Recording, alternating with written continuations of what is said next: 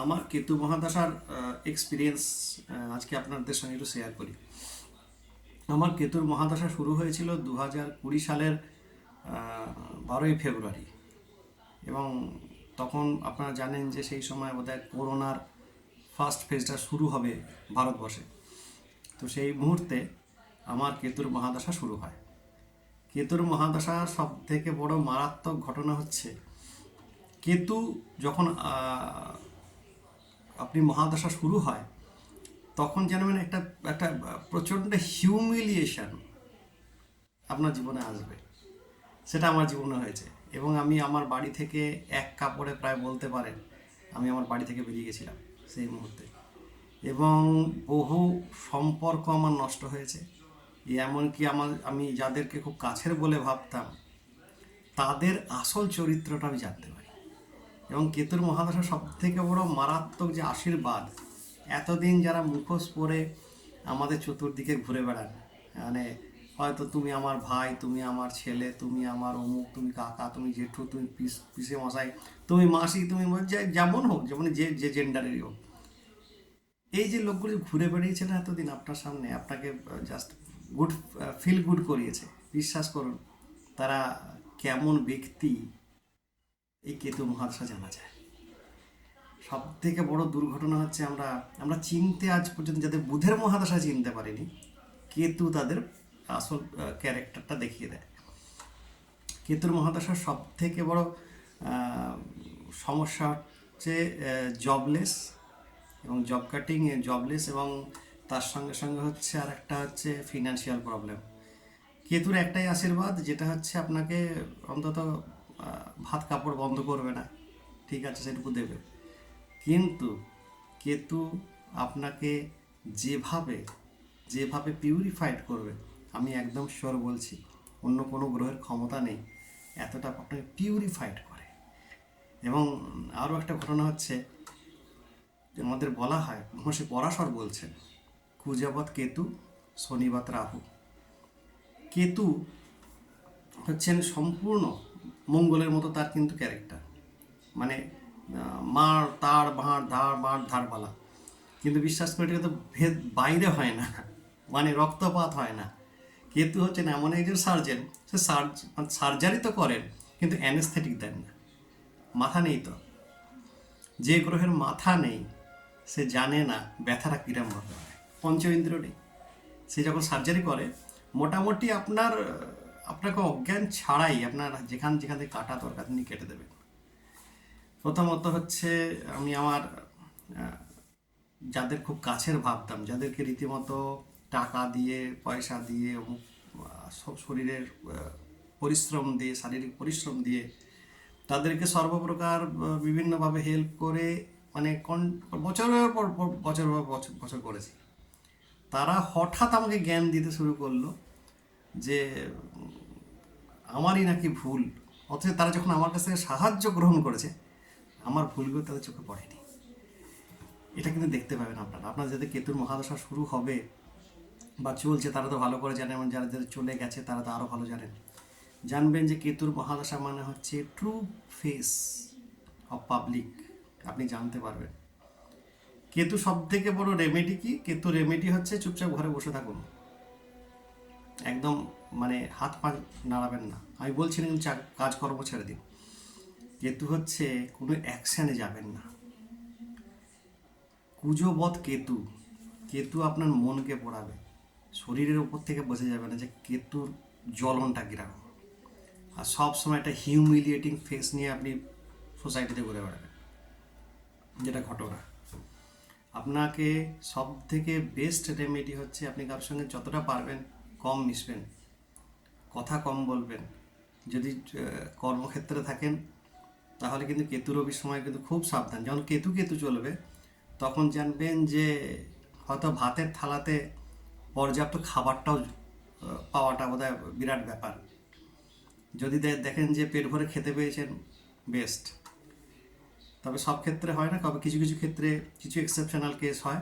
তবে এটা জেনে নেন, 99%-এ কেতুর মহাদশা চলাকালীন কিন্তু আমাদেরকে ভোগ করতে হয়েছে, এবং আমি ভোগ করছি বর্তমানে।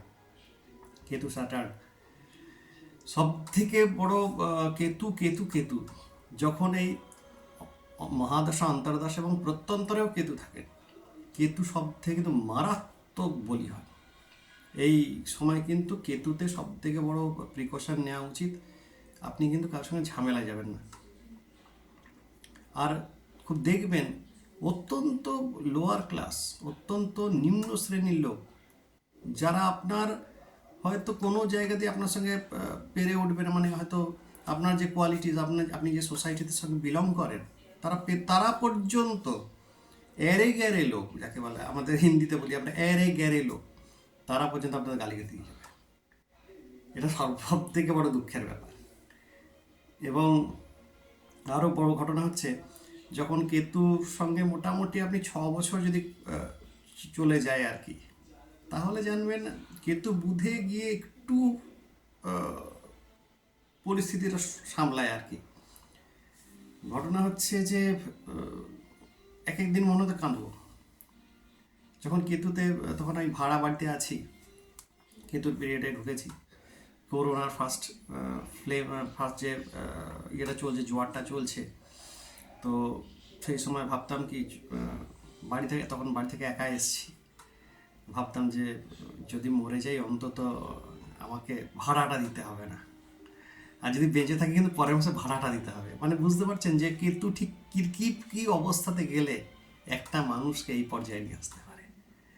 কেতু কিন্তু এতটাই বলশালী, ক্ষমতাশালী, যে আপনাকে কিন্তু বুঝিয়ে দেবে যে বেটা, যতদিন বাঁচো মাথা নিচু করে বাঁচো।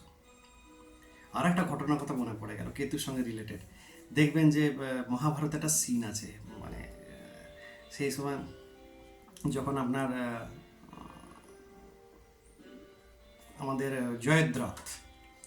জয়দ্রথ যখন ইয়েতে চলে গেলেন, জয়দ্রথ না,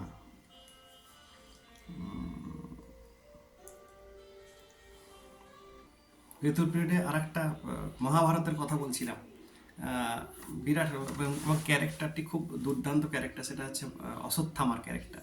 অশ্বত্থামা হচ্ছেন আমাদের দ্রোণাচার্যের পুত্র। দ্রোণাচার্যের মৃত্যুর পর সংবাদ পেয়ে অশ্বত্থামা কী করলেন, পুরো পাণ্ডবদের 5টি সন্তান মেরে দেন দ্রৌপদীর। এবং পরবর্তীকালে কী করেন, তখন কৃষ্ণ যখন খুঁজে বের করেন, উনি অশ্বত্থামা ডিরেক্ট কী করেছিলেন, পাণ্ডবদের উপরে নারায়ণী অস্ত্র প্রয়োগ করেন। এবং নারায়ণী অস্ত্র হচ্ছে এই ব্রহ্মাণ্ডে কারো ক্ষমতা নেই নারায়ণী অস্ত্রের সঙ্গে পেরে ওঠে। অশ্বত্থামা যখন নারায়ণী অস্ত্র প্রয়োগ করেন, তখন ভগবান শ্রীকৃষ্ণ বলছেন যে যেখানে দাঁড়িয়ে আছো সেখান থেকে তোমরা অস্ত্র সংবরণ করো এবং জোড় হস্তে দাঁড়াও।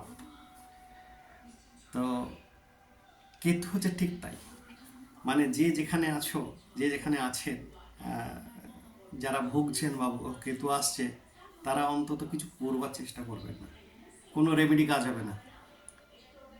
আমি এত শিওর বলছি, কেতুতে কিন্তু কোনো রেমেডি কাজ হবে না। কেতুতে আপনাকে যদি কেউ পের করতে পারে, ঈশ্বর ছাড়া কেতুতে আপনাকে কেউ রক্ষা করতে পারবে না। এবং কোনো জায়গাতে ইনভেস্টমেন্ট করবেন না প্লিজ, দয়া করে কোনো জায়গাতে কেতুর মহাদশায় ইনভেস্টমেন্ট করবেন না, না না। কাউকে বিশ্বাস করবেন না, যদি নিজের বুদ্ধি না চলে চুপ করে বসে থাকুন। ভুলেও কিন্তু কারোর বুদ্ধিতে চলবেন না, সর্বনাশ হয়ে যাবে একবারে। কেতু হচ্ছে আপনার 7 জন্মার্জিত যে কৃতকর্ম, সেই কৃতকর্মের ফলস্বরূপ কেতু এসছেন। আর কেতু যখন এসছেন, তখন আপনার 7টা চক্র, মূলাধার থেকে যে ঊর্ধ্ব সপ্ত চক্র, আপনাকে সম্পূর্ণ পিউরিফাইড করে তবে যাবে। এবং আপনার 7 জন্মের যা যাবতীয় কর্মফল তাকে বিনাশ করে যাবে। এবং এইটা যেটা করছেন সেটা আপনার ভালো, অন্তিমে বুঝতে পারবেন এটা ভালোর জন্যই করেছেন। আমি তো কেতুকে থ্যাঙ্কস জানাই যে ব্যক্তিবর্গ, যে সোসাইটির আজ মানে চুষে খাচ্ছিল, তারা কেতুর পিরিয়ড এসে যেমন সেই কুকুরের গা থেকে ইঁটুলি চলে যায়, তেমন হয়ে গেল। কেতু হচ্ছে বিনা মাথা, মানে মস্তকবিহীন একটি শরীর, যার কাছে বুদ্ধি শুদ্ধি কিচ্ছু নেই, যেমন একজন সার্জেন যে কেবলমাত্র জানে যে কাটতে হবে, অর্থাৎ মঙ্গলবধ, মঙ্গলের ক্যারেক্টার ধারণ করে আছেন, তার কাছে আপনি আশা করতে পারেন না যে আপনাকে অ্যানেস্থেটিক দেবেন। উনি একটা কথাই জানেন যে এই লোকটা এই করে এসছে, একে এই দণ্ড দিতে হবে। কেতু মনে হচ্ছে সেটা। অতএব তৈরি থাকুন, যাদের চলছে, যাদের এবারে ভুগছেন, বা যাদের ভোগান্তি হবে, তারা তো আরও ভালো জানবেন, আমার কথার সঙ্গে রিলেট করতে পারবেন। কেতু কিন্তু কখনো আপনার খারাপ চান না। কেতু যখন আসেন তখন কিন্তু ঠিক তার আগের 1 বছর, মানে আজ ঢোকার 1 বছর আগে থেকে ইঙ্গিতটা পেতে থাকে, আমরা বুঝতে পারি না। এবং কেতুর সব থেকে বড় স্টিংটা যেটা হয়ে যায় সেটা হচ্ছে দশা সন্ধিকালে। অনেকে আছেন দশা সন্ধিকালে কি করেন, যে এতদিন ধরে যে জপ তপ যে